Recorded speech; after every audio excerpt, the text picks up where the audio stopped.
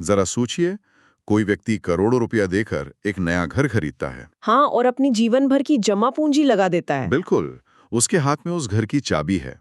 वो अपने परिवार के साथ उस घर में रह रहा है। उसने बिल्डर को पाई पाई चुका दी है।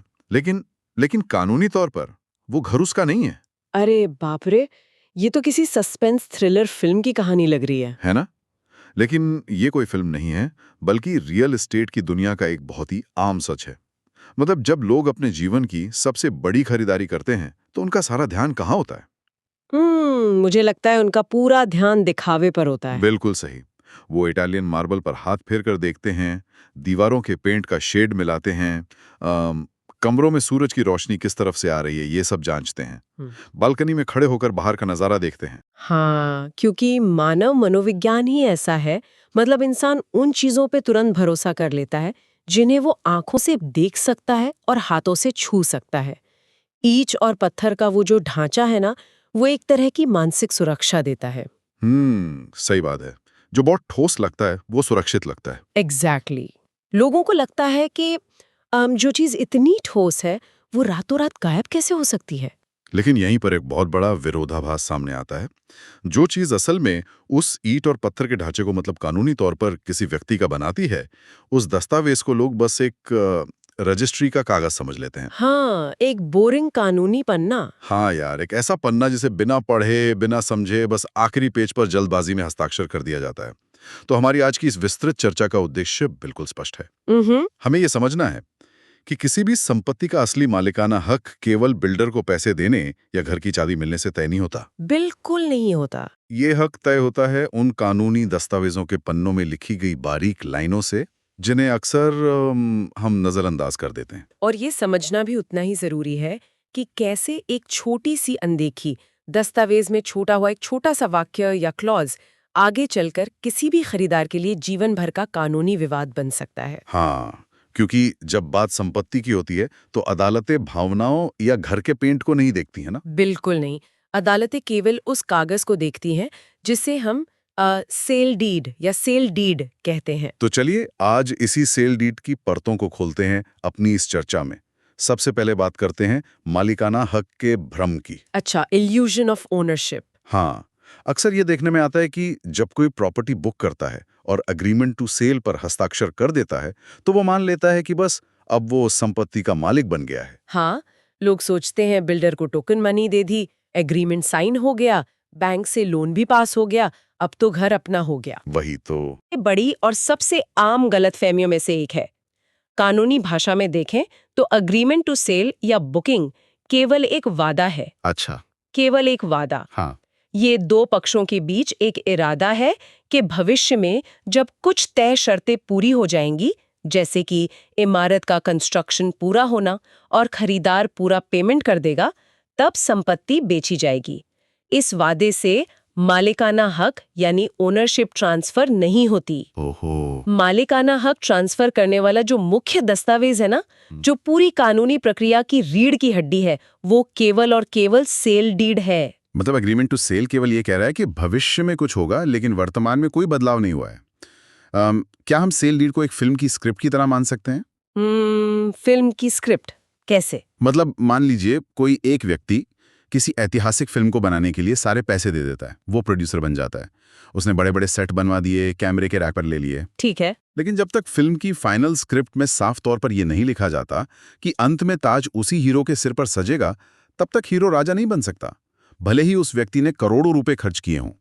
अगर वो बात फाइनल स्क्रिप्ट में नहीं है, तो पर्दे पर सच नहीं हो सकती। अरे वाह। क्या सेल डीड भी असल जिंदगी की वही फाइनल स्क्रिप्ट है? हाँ, मैं कहूंगी एनोलॉजी इस स्थिति पर काफी अच्छी तरह बैठती है। मतलब सेल डीड केवल कुछ पन्नों की कागजी कार्रवाई नहीं है, ये मालिकाना हक की पूरी कहानी है, और यही वो फाइनल स्क्रिप्ट है जिसे कानून मानता है। समझ गया। अगर सेल डीड में स्पष्ट रूप से ये नहीं लिखा है कि बेचने वाले ने अपने सभी अधिकार बिना किसी शर्त के खरीदार को सौंप दिए हैं, तो कोई भी कानूनी रूप से उस संपत्ति का पूरा मालिक नहीं बन सकता। मतलब इसके बिना बाकी सब जीरो है? बिल्कुल। सेल डीड के बिना पिछली सारी प्रक्रियाएं, चाहे वो बुकिंग हो, एग्रीमेंट हो या फुल पेमेंट हो, वो कानूनी रूप से अधूरी मानी जाती हैं। लेकिन यहाँ मुझे एक बात खटक रही है। क्या? अगर कोई अपना पूरा जीवन लगाकर एक घर खरीद रहा है तो क्या सरकारी ऑफिस में बैठा सब रजिस्ट्रार ये सब चेक नहीं करता? मतलब लोगों को लगता है कि अगर सरकारी दफ्तर में मोहर लग रही है तो सब कुछ सही ही होगा। क्या सरकार ये सुनिश्चित नहीं करती कि सेल डीड सही तरीके से बनी हो? देखिए, ये एक बहुत ही भोला सवाल है जो ज्यादातर खरीदारों के मन में होता है। अच्छा। सच्चाई ये है कि सब रजिस्ट्रार का काम आपके कॉन्ट्रैक्ट की कानूनी सटीकता या आपके फायदे नुकसान को जांचना नहीं है। उसका काम केवल ये देखना है कि दस्तावेज पर सही स्टैम्प ड्यूटी चुकाई गई है या नहीं। मतलब सरकार को सिर्फ अपने टैक्स से मतलब है? हाँ, और ये देखना कि दोनों पक्ष अपनी मर्जी से हस्ताक्षर कर रहे हैं या नहीं। वो ये देखने नहीं जाते कि फ्लैट में क्या क्या सुविधाएं हैं या दस्तावेज की शर्तें खरीदार के हक में हैं भी या नहीं। सरकार आपके निजी कॉन्ट्रैक्ट की जिम्मेदारी बिल्कुल नहीं लेती। बाप रे, ये तो बहुत बड़ा भ्रम टूटने वाली बात है। तो इसका मतलब है कि दिखावे की दुनिया और सरकारी मोहर के भरोसे से बाहर निकलकर हर किसी को खुद ये जांचना होगा कि कागज पर लिखा क्या है। बिल्कुल सही कहा आपने। अब जब ये स्थापित हो गया है कि सेल डीड ही अंतिम सच है, तो ये देखना दिलचस्प होगा कि उस दस्तावेज के भीतर संपत्ति का जो वर्णन है वो असलियत से कितना मेल खाता है। जिसे कानूनी भाषा में प्रॉपर्टी डिस्क्रिप्शन कहते हैं। हाँ, प्रॉपर्टी डिस्क्रिप्शन। और पता है, ये वो जगह है जहां ड्राफ्टिंग में सबसे ज्यादा लापरवाही होती है। मतलब? जब सेल डीड तैयार होती है तो उसमें संपत्ति का पूरा विवरण होना चाहिए। हाँ, जैसे फ्लैट या मकान का नंबर, उसका कुल एरिया और सर्वे की जानकारी बिल्कुल सटीक होनी चाहिए। मान लीजिए फ्लैट नंबर असल में B402 है, लेकिन जल्दबाजी में डीड पर B404 टाइप हो गया। अरे, एक नंबर की तो गलती है। देखने में ये एक छोटी सी टाइपिंग मिस्टेक लग सकती है, लेकिन कानूनी तौर पर इसका मतलब है कि खरीदार ने उस फ्लैट के पैसे दिए हैं जो शायद किसी और का है। हे भगवान। और एक और बहुत ही जटिल शब्द अक्सर सुनने में आता है, जमीन का अविभाजित हिस्सा, यानी अनडिवाइडेड लैंड शेयर। हाँ, UDLS। मुझे लगता है कि बहुत से लोग जो फ्लैट खरीदते हैं वो तो जानते ही नहीं है कि ये क्या बला है। वो बस अपना 10वें माले का फ्लैट देखते हैं और खुश हो जाते हैं। और यही तो सबसे बड़ी चूक है। देखिए, जब कोई मल्टी स्टोरी बिल्डिंग में कोई फ्लैट खरीदता है तो वो हवा में कोई डिब्बा नहीं खरीद रहा होता। यार, हवा में डिब्बा, सही कहा। उस पूरी इमारत के नीचे जो जमीन है ना, उसमें उसका भी एक प्रोपोर्शनल हिस्सा होता है। सेल डीड में ये साफ तौर पे लिखा होना चाहिए कि पूरी जमीन के कुल क्षेत्रफल में से खरीदार का कितना प्रतिशत या कितना स्क्वायर फुट हिस्सा है। इसे थोड़ा और स्पष्ट करें। अगर वो जमीन बटी भी नहीं है, अविभाजित है, तो इस हिस्से का प्रैक्टिकल महत्व क्या है? भूकंप जैसी प्राकृतिक आपदा में वो इमारत गिर जाती है। ठीक है। ऐसी स्थिति में उस 10वें माले के हवा वाले डिब्बे का तो कोई वजूद ही नहीं बचाना। तब उस प्रॉपर्टी की असली वैल्यू क्या बची? सिर्फ वो जमीन। बिल्कुल। मूल्य केवल उस जमीन के टुकड़े का है जिस पर वो इमारत खड़ी थी। अगर भविष्य में उस जमीन का रीडेवलपमेंट होना हो या बिल्डर कोई नया प्रोजेक्ट लाए, तो खरीदार का असली कानूनी हक केवल उसी अनडिवाइडेड लैंड शेयर के आधार पर तय होगा। ओहो। अगर सेल डीड में इसका स्पष्ट जिक्र नहीं है या ये बिल्डर के ही नाम रह गया है, तो पूरी संपत्ति की लॉन्ग टर्म वैल्यू शून्य हो सकती है। बाप रे, आप ये तो पूरी नींव ही हिला देने वाली बात है। लेकिन मैं यहाँ एक और विवादित मुद्दे पर आना चाहता हूँ। जी, पूछिए। आजकल हम देखते हैं कि बिल्डर्स बहुत ही शानदार, एकदम चमकदार मार्केटिंग ब्रोशर छापते हैं।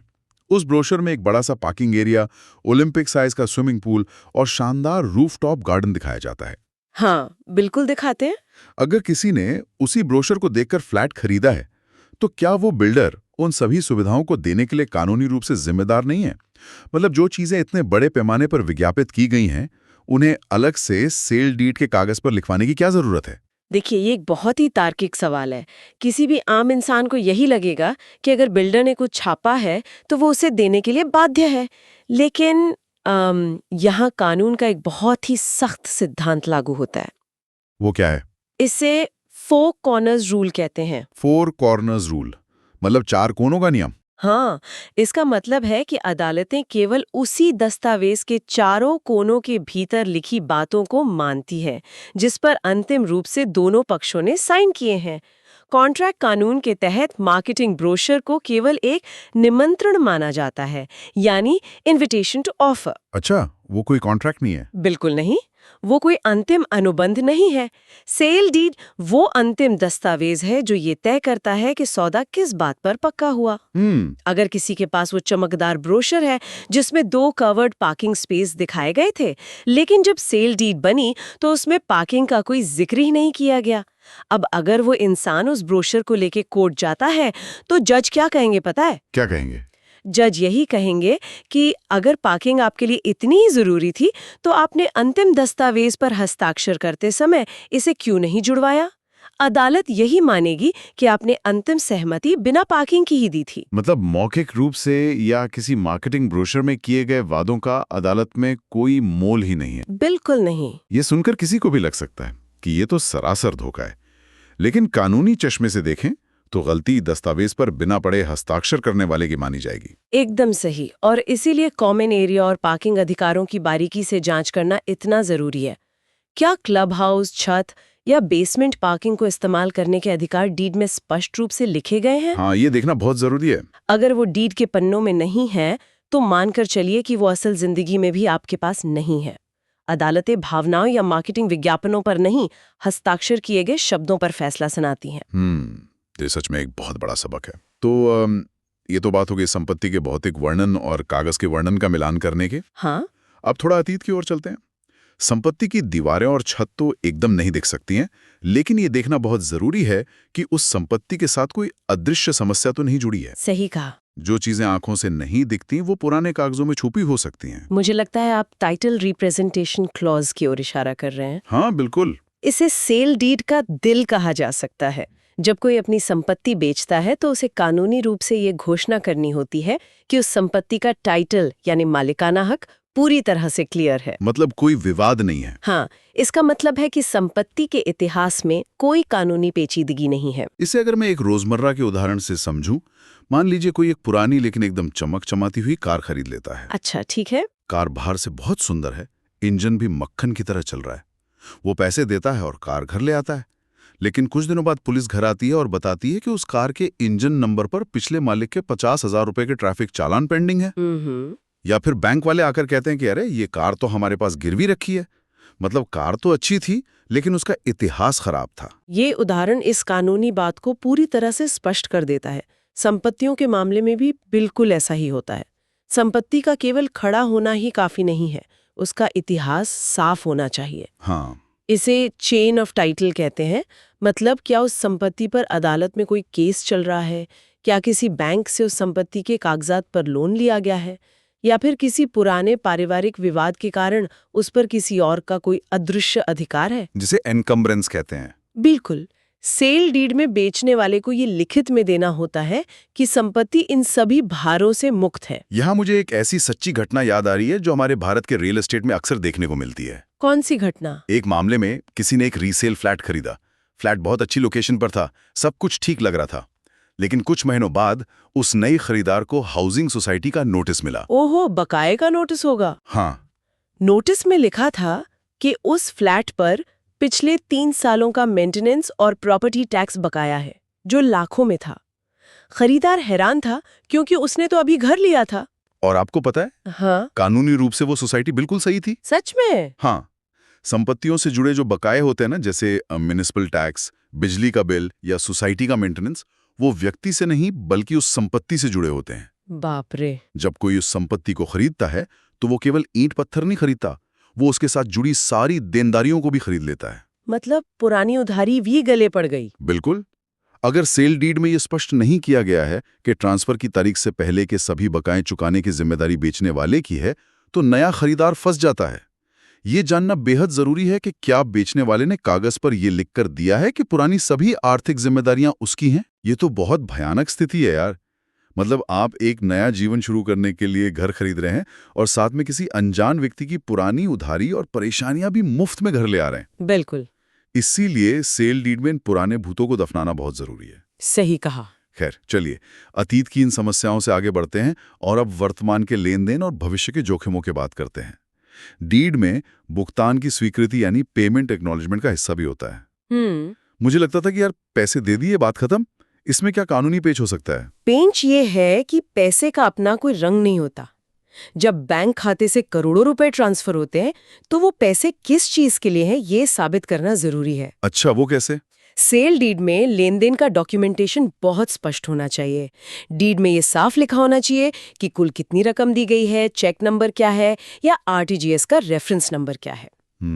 अगर ये हिस्सा स्पष्ट नहीं है तो बेचने वाला भविष्य में ये दावा कर सकता है कि जो पैसे उसके खाते में आए वो तो किसी पुराने पर्सनल लोन की वापसी थे, संपत्ति के पैसे नहीं थे। अरे बाप रे, ये तो कोई सोच भी नहीं सकता। इसीलिए एक एक रुपए का हिसाब सेल डीड में दर्ज होना चाहिए।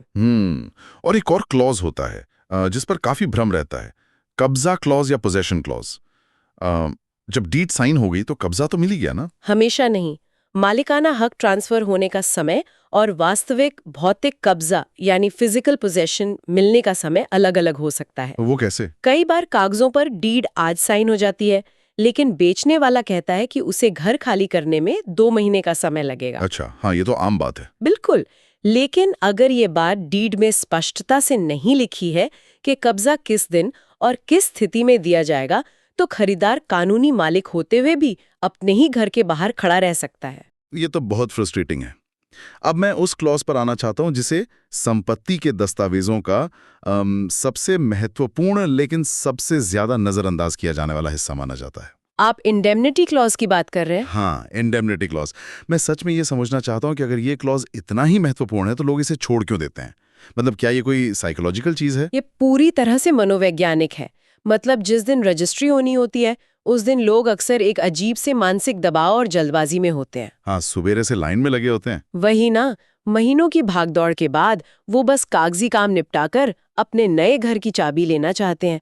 इंसान का स्वभाव है कि वो खुशी के मौके पर भविष्य की किसी बहुत बड़ी नेगेटिव चीज के बारे में नहीं सोचना चाहता। हाँ, सब ठीक ही होगा वाला एटीट्यूड। बिल्कुल, जो होगा देखा जाएगा वाला रवैया हावी हो जाता है। लेकिन अगर जो होगा देखा जाएगा वाला रवैया भारी पड़ जाए तो ये इंडेमनिटी क्लॉज कैसे बचाता है? मतलब ये काम कैसे करता है? देखिए, इंडेमनिटी का सीधा सा मतलब है क्षतिपूर्ति, यानी नुकसान की भरपाई। इसे आप एक अदृश्य आर्थिक सुरक्षा कवच मान सकते हैं। एक उदाहरण से समझते हैं। मान लीजिए रजिस्ट्री के 5 साल बाद बेचने वाले का कोई दूर का रिश्तेदार या भाई किसी दूसरे शहर से आता है और अदालत में केस कर देता है कि वो जमीन तो पुश्तैनी थी। अच्छा। और बेचने वाले के पास उसे अकेले बेचने का अधिकार ही नहीं था। और अगर अदालत ये मान ले कि वो दावा सही है, तब क्या होगा? तब संपत्ति विवादित हो जाएगी। अदालत उस पर रोक लगा सकती है। अब सोचिए, खरीदार ने तो अपनी जीवन भर की गाड़ी कमाई दे दी है, अब उसे वकीलों की फीस भी भरनी पड़ेगी और शायद संपत्ति का कुछ हिस्सा भी गंवाना पड़े। ये तो बर्बादी है। यहीं पर इंडेमनिटी क्लॉज काम आता है। ये क्लॉज स्पष्ट रूप से कहता है कि अगर भविष्य में टाइटल में कोई कमी, कानूनी खोट या किसी तीसरे पक्ष का दावा निकलता है तो उसका सारा आर्थिक जोखिम और कानूनी खर्च बेचने वाला उठाएगा। ओहो, मतलब बेचने वाला जिम्मेदार होगा। हाँ, इसके होने से खरीदार कानूनी रूप से बेचने वाले को मजबूर कर सकता है कि वो न केवल मूल रकम वापस करे बल्कि वकीलों का खर्च और मानसिक परेशानी का हर्जाना भी दे। और अगर ये क्लॉज डीड में नहीं है तो खरीदार को अपने ही पैसों के लिए एक लंबी और थकाऊ कानूनी लड़ाई अकेले लड़नी पड़ती है। ये वाकई हैरान करने वाला है। मतलब अगर इंडेमनिटी क्लॉज नहीं है तो लोग सच में बिना किसी ढाल के सीधे युद्ध के मैदान में खड़े हैं। अगर कोई सेल डीड को केवल एक सरकारी स्टैम्प पेपर समझ रहा है तो वो बहुत बड़ी भूल कर रहा है। बिल्कुल, और यही हमारी इस पूरी चर्चा का मुख्य निष्कर्ष भी है। सेल डीड केवल एक रसीद नहीं है, ये किसी भी इंसान की मेहनत की कमाई और उस संपत्ति पर उसकी पूर्ण अधिकार की कहानी है।